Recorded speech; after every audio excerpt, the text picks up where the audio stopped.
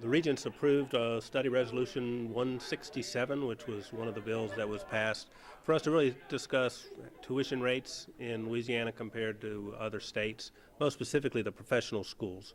The study discovered that Louisiana's professional schools have very low tuition compared to their peers. It recommended that we should consider perhaps increasing tuition for a lot of those professional programs just so we can remain competitive and offer the appropriate services.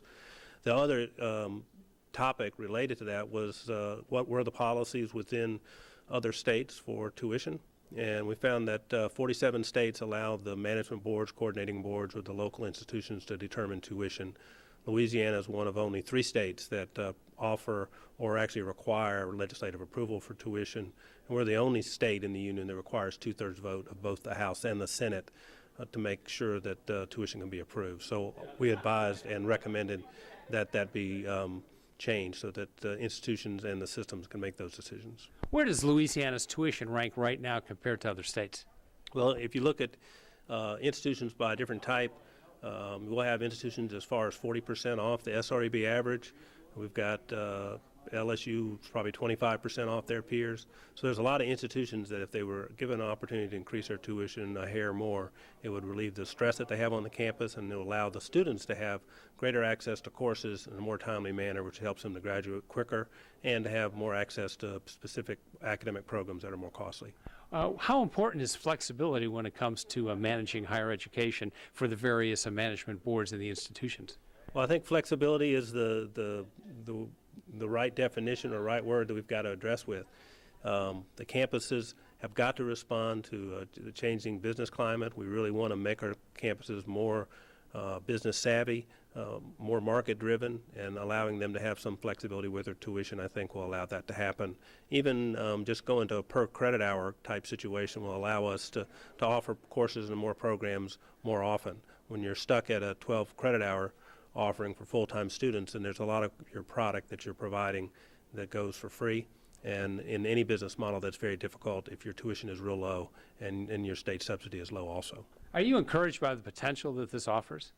Absolutely. I think this is the move forward. Most of the other states have gone definitely toward more market-driven economy in higher education. I think that's where we're all going to have to go, and we're looking forward from support for the legislators to make this happen. It's third year for the trustee conference that was started by Ms. Charlotte Bollinger a number of years back, 3 years ago, where all of the members of all of the management boards in higher ed, the 4 boards, are invited, and the heads of all of the systems were here, and then we had several speakers that were here, and then we talked about those issues that are substantive to all of the systems and then consequently all of our various and sundry campuses. There was some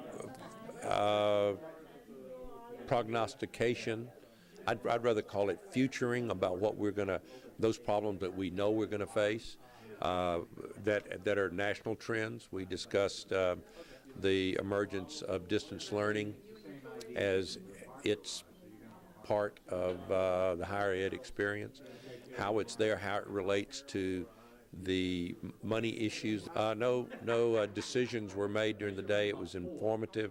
It was a deep, lively, very dynamic, an awful lot of really intelligent people, a room full of citizen servants, and as I told them, the amount of intellect and education that was reflected in those men and women in the room gives me hope. It's a privilege to work with this many best and brightest of our state about the issues that surround higher ed. It's complex, and we have the financial circumstance, the fiscal problems that the state faces, just like every other state in the union. And what will be, how we'll determine how we will go forward, and the weight of those decisions, because it's the impact on people that deliver what higher ed, the people that build the widget, which are the instructors, and then it is the widget, which is the educated young person that comes back into our culture so that they can be gainfully employed and become a contributing citizen in society with moral and ethical values, but frankly, from some of our point, a taxpayer. So there'll be more money for the future. There's been a budget presented that the devil will certainly be in the details. There's an awful lot of contingencies there. I think higher ed will respond as those contingencies are studied and we decide or we find out just how real they are or not. I think that you'll have very, very diligent, methodical, rational conversations about what will happen, what could happen, and then more importantly, by the end of the session, what in fact is the ultimate end result. I think it's far too early in the process to get too particularly exercised one way or the other. I'm happy that we are, as a state, and the administration is demonstrating its sensitivity to the needs of higher ed. That's a very good thing.